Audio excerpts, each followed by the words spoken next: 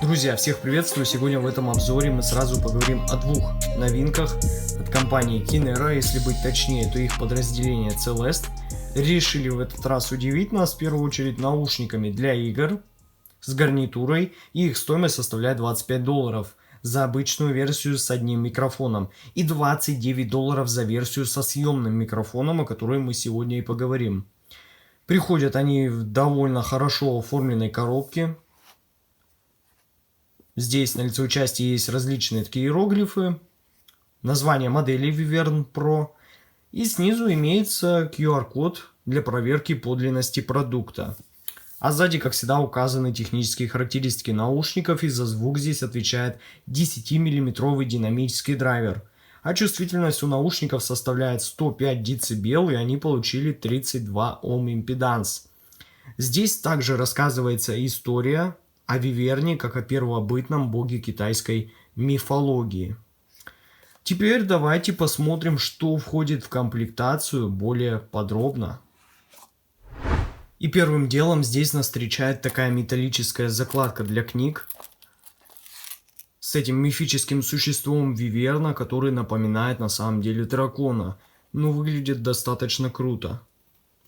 И так как я обозреваю Pro-версию наушников, тут имеется вот такой дополнительный съемный кабель, который здесь так аккуратно зафиксирован за счет стяжек.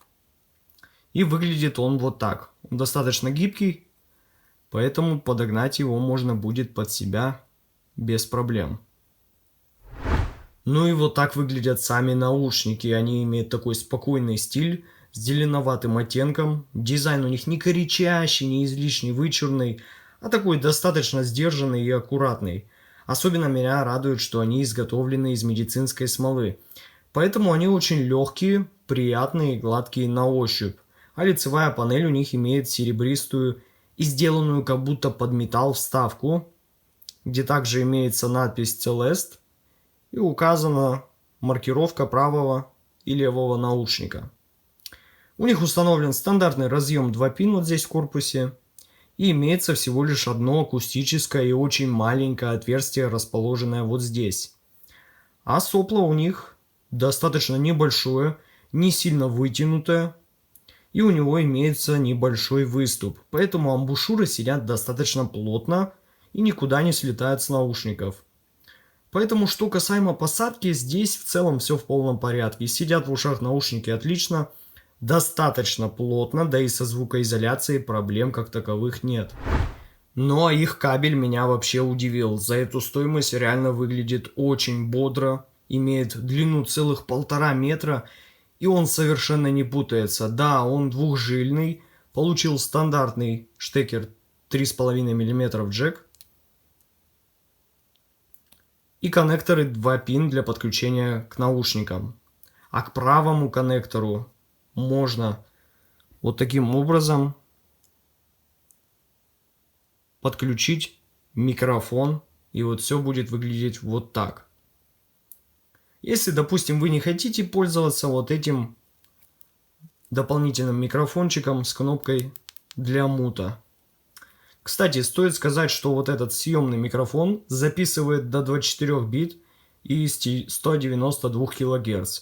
И имеет усиление до 30 дБ. На Windows это было вот именно так. Записывает голос он на удивление достаточно хорошо и четко. Да, это не студийный уровень микрофона, который есть у меня, но поверьте мне, для игр, для общения спокойно хватит такого съемного микрофона. У меня уже был подобный, только назывался он Celeste Rui. Ну и это еще не все, друзья. Здесь также имеется два набора. Первые вот такие цветные амбушюры. Я думаю, вы уже не первый раз их встречаете. Они многим из вас знакомы. И стандартные прозрачные насадки во втором пакетике, которые выглядят вот так. Но еще здесь имеется такой большой мануальчик, где подробно все расписано и даже указаны различные параметры наушников, конфигурация драйвера и имеется графика чиха, ну и различные социальные сети производителя. Ну а теперь, друзья, давайте поговорим о самом главном, а именно звучании вот этой модели Kinera Celeste Vivern Pro. И вот так выглядит их графика чиха. Начнем, пожалуй, с низких частот, которые получились довольно сбалансированными, не уходят в басхедность, и они даже немного ослаблены в области мидбаса. На графике это тоже видно.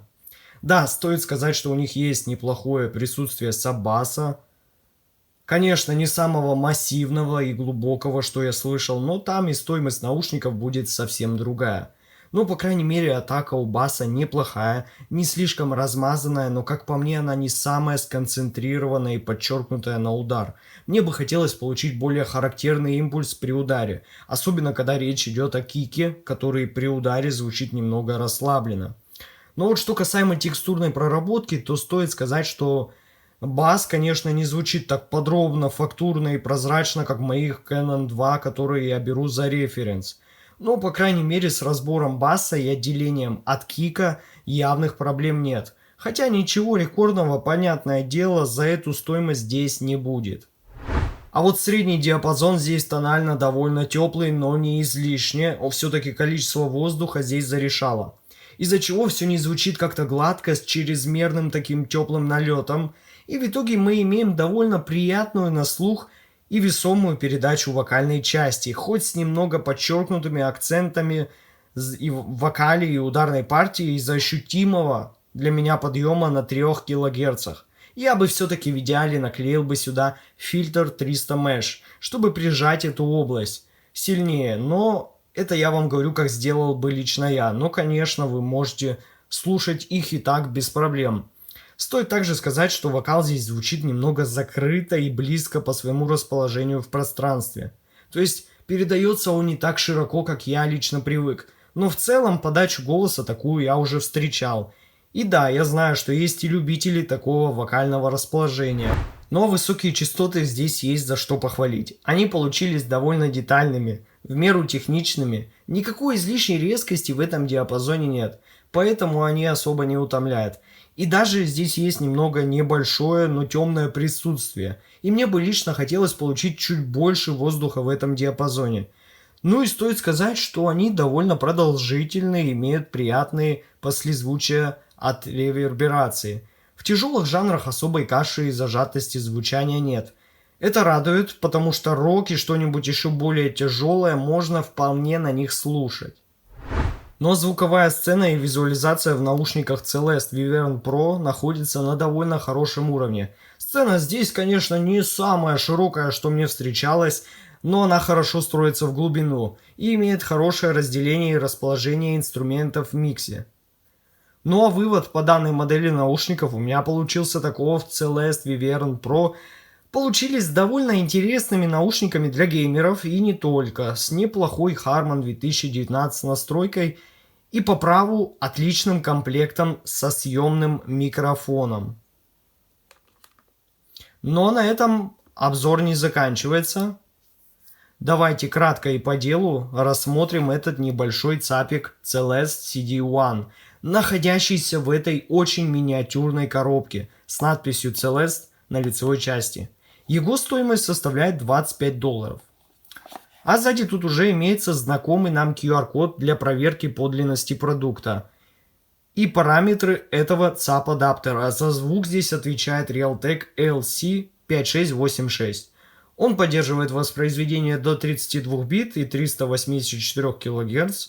Его максимальная выходная мощность составляет всего 30 мВт на 32 Ома.